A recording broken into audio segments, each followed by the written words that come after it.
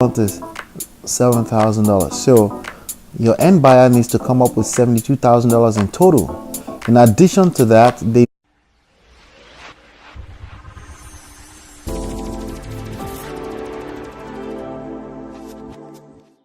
Hey, this is Ola coming to you live from my Empire Pro studios on the road. I'm excited to bring you this video today again. The question of the day is, what is the best way to ask a seller for price reduction? So let's dissect this real quick, okay? So you already know what wholesaling is, right? You find a motivated seller, you find an end buyer, and you link them both together, and you make some nice chunk of change, typically around 10% of the after repair value in between. What I just said is, you find $100,000 home after repair value, you put it under contract with a seller, you find a motivated seller that has a reason to sell very cheaply. They need to get rid of the property. The property is a trouble, you know. The property is a liability for them, and they agreed the property needs some work, $10,000 worth of work. They agreed to $65,000, but you said, hey, listen, property is worth. You put the property under contract for $65,000, right? So you thought you had a good deal because you thought the price was $100,000.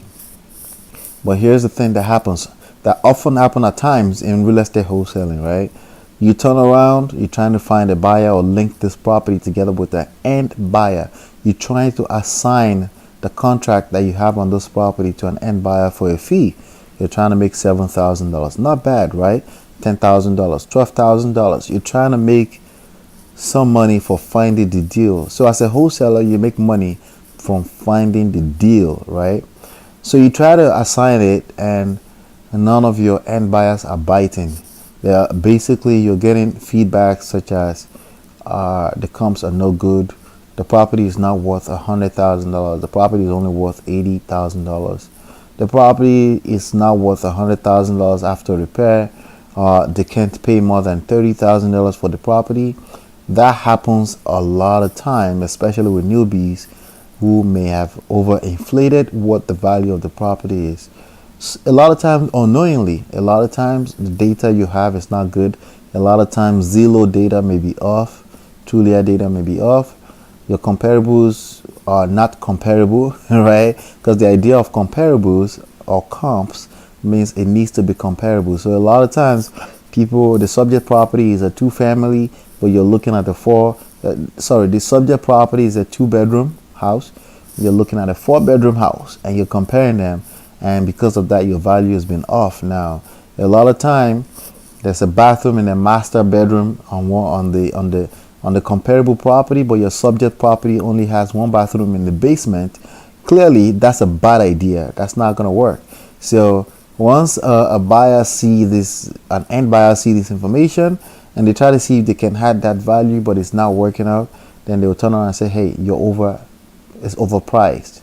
Really all you needed was, you got the property under contract for $65,000, right? All you want is $7,000. So your end buyer needs to come up with $72,000 in total. In addition to that, they need to spend about $10,000 on repair. So their total cost is going to be at $82,000. But then the after repair value is $80,000, right? So that numbers is not working out. That will happen a lot in your business if you are marketing enough. You will get a lot of people calling, and you may have a property under contract, but your numbers was off. A lot of times it's beyond your control. So now one of the beauties as a wholesaler is that you are obligated to execute the contract, but sometimes it's just impossible. And you may have fear that what if they try to enforce it? What if they try to file a lawsuit? Well, first of all, let me address that. They're not going to file a lawsuit in most cases because it's not worth their time. They're not in the game to be looking for lawsuits. They're in the game because they need to get rid of a house. So worst case scenario, they find out you can't execute, they move on. That's what most people do. But first of all, you would have built enough rapport with them, right? I've said first of all 50 million times, but you get my point, right? you would have built enough rapport with them to the point that they're not going to be nasty to you, because if they were nasty to you on day one, you really should not be dealing with such seller. Most sellers will be nice to you, they just want you to execute. They are nice to you because they really need to be out of the deal. They're motivated. Motivation means they're desperate. They need to get rid of the house. The house is bad on their financial profile, the house is bad in their books, and they need to get rid of it. So because you can't execute doesn't mean they're gonna. What you do is you go there and say, let's talk about this, like I told you before. So I'm talking to the seller now, right? Like I told you before, I'm gonna do everything in my power to help you get rid of this property. That's the conversation. Okay, you're solving a problem, you're helping them get rid of a liability. Okay, so if you you need to basically have a sit down with them, or get them on the phone is fine too. Again, you have that rapport with them because you learn how to listen a lot. You make them do the talking first, and all you do is you solve their problem. That's really the key reason why you're having that conversation. That is going to be that. The more you can do this, the better you are. The more you can do this, the more money you're going to make. You simply ask quality questions, okay? And then you wait for people to answer you. And sometimes you need to say what you need to say. So remember, so I'm about to say it again right now. Remember that I told you I'm going to help you do everything in my power to help you get rid of this property. Listen, I really wanted to get you that $15,000 that you asked for, but the numbers are not adding up. Okay, the numbers are not adding up. So I want us to look at it together and come up with something better so I can help you get rid of this house. That's one way to do it. Okay, that's one way to do it. There's another way to do it. Again, you really just want to approach things from a problem-solving standpoint. If you do that, you always win. And sometimes, like, listen, if you can't execute, if somebody's being nasty like that, you really don't want to be doing that deal anyway. You should just keep it moving and go market some more. Okay, that's what you want to do. Okay, so now let me catch my train of thought. You have a person, and the price was that you agreed to was $82,000. You just found out that the property is not even worth $80,000 after repair. Okay. And you simply need to go in there and say, listen, that number, I really thought I was going to make it work with my partners. Okay, because you always have a partner, right? As a wholesaler, your end buyers are your business partners. Okay, so I really thought I was going to make it work with my business partners, but the numbers are not adding up. Okay, so we need to reassess the numbers so I can make you happy, but also we need to be happy because we are in this for profit. We do this because we make profit from it. For me personally, I enjoy doing this, but my partners, they need to make profit, and I got to be honest with you on that. So these numbers are not working out. We agreed on $82,000, but we're actually finding out that after repairing the property is only worth $80,000. So the numbers are not adding up, to be honest with you, because they're going to have their money on the line. They're going to have workers working on this property. They're going to be paying and hiring contractors to do the work. The numbers are not adding up. Okay. So we need to reassess the number, and then you shut up and you listen. At that point, when you just said that to them, you're going to pre-qualify them for the next phase of what you're going to say, right? At that point, if they go crazy and they start making noise and they start yelling all over the place, then you were dealing with the wrong person. That wasn't a motivated seller in the first place. Okay, just leave. Okay, but usually if you get to this stage in the game, they're not going to be nasty. They'll be like, really? Oh man. So what do we have to do now?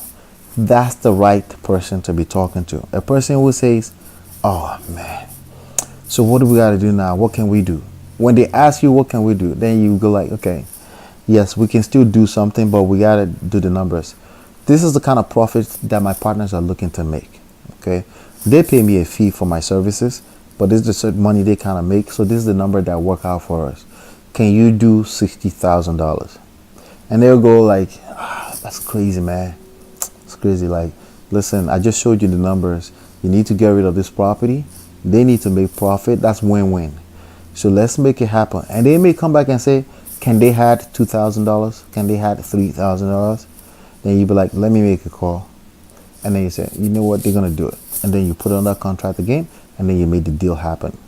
But really the key thing in everything I just shared with you right now is really your rapport you built with them. Your posture. Okay, your posture is affected by your confidence. Knowing that you're there to solve their problem and knowing in your heart of hearts that you're going to help them out makes all the difference. If you don't know these things, you're going to suffer. The deal is going to suffer. They're going to maltreat you. They're going to stomp all over you. So you need to show up to that game like you are confident. How do you know that you're confident? That comes from knowledge. Okay, you know what you're doing, and you know that it's okay to share with them that your partners must make profit, because they're gonna fix the property. They're gonna put it back on the market. So your partners have to make profit, and you have to make sure they make profit because they do business with you all the time, and you want to keep them happy. That's how I make money too, but I want to make you happy too. So what's gonna be a win-win for all of us right now? You have conversations, honest conversation like that with sellers. They have no choice. Okay, and they will like you even better because you are being honest with them. Honesty, transparency will work for you in this game. It will, I promise you. Okay, and you really have to keep it that simple. The only reason why you would try to do anything else sneaky is because you're not marketing enough. Remember, you have to market enough. You have to have enough leads coming through your pipeline. That way you can operate with confidence. Hopefully you've been enlightened and educated. Click share, click like, download the book. It's absolutely for free. SmartRealEstateWholesaling.com. And I'll see you on the next one, and peace.